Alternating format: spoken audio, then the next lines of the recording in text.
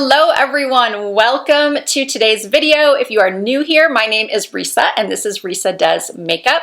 For several years now, Estee Lauder Double Wear has been one of my holy grail foundations. It is one that I have recommended to pretty much everyone that has more oily or very oily skin like I do.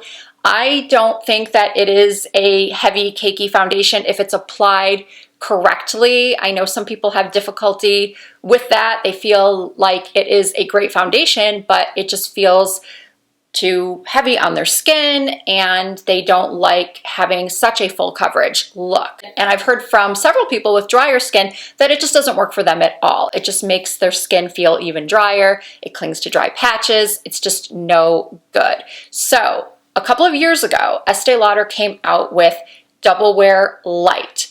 And I think people really liked it. But as makeup companies often do, they discontinue perfectly good products and then replace them with something that they think is going to be better, which is the case with Estee Lauder. They have just launched the Double Wear Sheer Long Wearing Makeup Broad Spectrum SPF 19. This foundation comes in 26 shades, which I find do coordinate with the shades in their other foundation formulas. It is $43 for 1 ounce. It does come in a travel-friendly squeeze bottle, so obviously you don't need to purchase a separate pump like you do with the original Estee Lauder Double Wear. This foundation is oil-free. It claims to help control shine. It is anti-pollution. It claims to be, on the website it says non-poring. I'm not really sure what that means. I'm assuming that means that it doesn't emphasize your pores. I will get into whether I found that to be true or not later on in this video. And it also claims that it is sweat and humidity resistant. It's non-caking or streaking. I'm not sure if I said this yet, but it offers 12-hour wear, allegedly. It's non-creasing, color true, weightless, fresh feeling, matte. So it sounds really good. Even though the Estee Lauder Double Wear Light was fine, they obviously felt like it wasn't good enough, so they came out with this one. I purchased mine from Dillard's, a department store here in Las Vegas. It's also available on the Estee Lauder website and at Ulta, and I'm sure it will roll out everywhere very shortly. So in this video, I'm gonna let you know if this is an improvement from the Estee Lauder Double Wear Light, and if it is the foundation of your dreams, or if it was a mega disappointment for, well, me. I can't speak for everyone if you're going to have the same experience, but the following is going to be my experience, footage that was taken over 3 days of trying this foundation. The first day, I did not wear a primer underneath it. The second day, I did. On the third day, I did a side-by-side comparison with the Estee Lauder Double Wear Original and the Double Wear Sheer. Unfortunately, I do not still have the Double Wear Light to make that comparison, but I think you'll find the side-by-side of the original and this one pretty interesting. So getting started with the application. As you can see here, I am using a sponge. This is the Stands Out sponge that I use for virtually all of my foundation applications. I just love it. It goes on so easily. It spreads beautifully. The first time I applied it, I thought to myself, oh my goodness, this is it. This is the foundation of my dreams. I have been waiting for this. I think everyone has been waiting for this. I don't recall the Double Wear Light giving me quite as much coverage as this sheer formula does. But it's been, I think I said this already, but a couple of years since I tried the Double Wear Light. So I was really, really impressed with how my skin looked with this foundation. And then I went ahead and did the other side, and it blends out so easily. It's very skin-like. I personally wouldn't call it matte like they do in the description.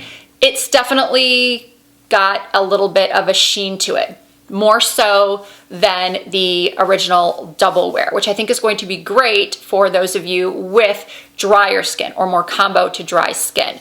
Oh, I meant to show this footage earlier. This is my face half done in natural light, so first impressions were 2 thumbs up. This is going well. Those were my first thoughts. So now I want to show you some footage that I took throughout the day. This footage right here was taken after I had gone ahead and applied the rest of my makeup. Yes, the lashes are a little bit much, but let's focus on the foundation. It does look beautiful upon application. Okay, I've had this makeup on for about an hour now. I'm about to run into Trader Joe's, so I will have my mask on and we'll see how the foundation holds up. This right here is just from my sunglasses, but overall, this is about normal for me as far as like shine, and it's also 100 degrees outside at 10 a.m. So keep that in mind. And I did not use a lot of powder. I just lightly powdered on top. So this is after an hour. Again, this is from sunglasses, and we will see how it holds up under the mask. Okay, that didn't take too long. I had to immediately get in my car and turn on the air conditioning. So this is my mask after wearing it for about less than 7 minutes. There's definitely some rub off of the makeup from my nose. I did not use the setting spray, which might help with the transferring, but there's also a little bit of makeup on the corners as well, probably from over here. But overall, I think it still looks fine. In this mirror right here, I can definitely see where it came off my nose. Okay, so the foundation has been on now for about 4 hours. I did have to powder because I do feel like this foundation makes me a little bit more oily than the original Double Wear. It looks okay. I'm not crazy about it. I feel like it's come off a lot, not just where the mask was hitting, but around my nostrils, which is really where I need to get laser. I just need to be honest with myself. I need to get a laser treatment because of my broken capillaries and large pores around here. Nothing helps with that, but that's a different subject. We're talking about the foundation. I am just not loving this at the moment. Let's just say that. I don't think it looks bad. I think it looks very skin-like, but for my comfort level, I prefer to have a little bit more coverage. I mean, yes, I know this is a sheer foundation and it's not supposed to be full coverage, but it's something that's going to take me a bit of getting used to if I'm going to continue to wear this. I think tomorrow I'm going to try it with a primer and maybe just avoid going anywhere so I don't have to wear a mask.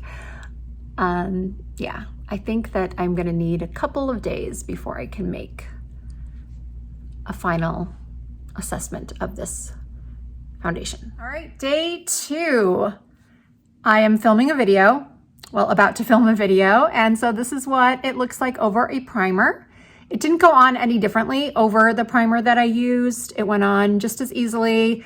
Actually, the footage that I recorded of me applying the foundation, where my hair's up in the twisty turban, although I'm not sure you can see that in the video footage, but that was today. That was before I put on the rest of this makeup. So this is what it looks like about a half an hour later. And I am going to be home pretty much all of today and not wearing a mask. So I can tell you, well, obviously I'm not going to be wearing a mask if I'm at home. So I will check in a couple of hours and then at the end of the night. All right, the foundation has been on for about 2.5 or 3 hours now, and this is what it looks like in natural light. I think it looks pretty good. My oils have come through. I did have to powder during filming the video I was just filming because I was demonstrating a powder. So I did powder my face once, and this is what it looks like. I think it looks pretty good. Definitely better today with the primer, which is surprising because it's a long wearing foundation. I shouldn't have to wear a primer underneath it, but I also have not been outside yet today. Okay, it has been 10 hours since I applied the foundation. I'm really not going to say much more about it because I'm just going to give you all of my thoughts at the end of this video because I am going to wear it one more day, just so I'm sure. I'm secure in my opinions. But I think the same thing happened yesterday. The only issue I have, and even though I didn't wear a mask today, I did have some loss of coverage over here. This is when I applied the original Double Wear to this side of my face and then the Double Wear sheer on the other side. You really cannot tell a difference between the two when they are first applied. They look identical. When I was looking in my mirror, I felt like they were giving me the exact same coverage. So this foundation was just so confusing to me because it's supposed to be a sheer coverage, but when it went on, it didn't seem that way. But then after a couple of hours, you can definitely tell. So I just kept feeling like I must be crazy. Something strange is going on here. But after 3 days in a row, this was a consistent experience. I felt like the foundation looked amazing when it was originally applied. But then after a couple of hours, my oils started coming through. The coverage just seemed to disappear. And it did have good coverage at first. The bottom line is I just don't love this foundation. I remember trying Estee Lauder Double Wear Light and liking that one more than this one. I feel like that one was a lot more similar to Double Wear, just with a lighter coverage, whereas this one, the differences to me were that the oils come through much faster with this one, and it just didn't stay on as long as Double Wear Light. So I'm not really sure why they decided to discontinue that one and put out this one. I think it misses the mark, but that is just my opinion. I'm just one person. My experience was based on 3 days of use, so I do feel like I gave it a good try. Will I continue to use this foundation? No. Will I recommend it to those that have more dry skin, combination skin? It's somewhat difficult for me to answer that because I am someone who does prefer more coverage in general. So I really can't say with a lot of conviction that you're going to either love it or hate it. The good thing about Estee Lauder is that they do have a fantastic sampling program. Most counters will give you a 7-day supply. So to answer the original question posed in my title, is this the foundation we've all been waiting for? In my personal experience, no, it does not live up to what I was hoping it would be. I was looking for a little bit less coverage, but I was looking for the same wear as the original. I was looking for the same skin perfecting ability as the original. And I'm kind of being redundant right now because I know I've said this already, but I feel like it's important to reiterate that it does look beautiful when it's first applied. It's just after a couple of hours, it starts to lose its beauty, shall we say.